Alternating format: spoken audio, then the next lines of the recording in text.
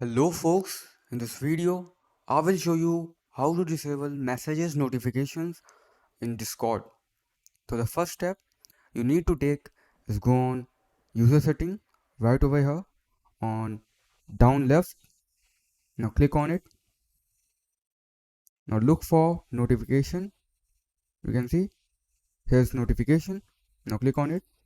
If you want your desktop notifications which will pop up over here off, then you can off the switch. If you want same channel message notification off, you can off this. Now if you want all the notification sounds off, you can on the switch.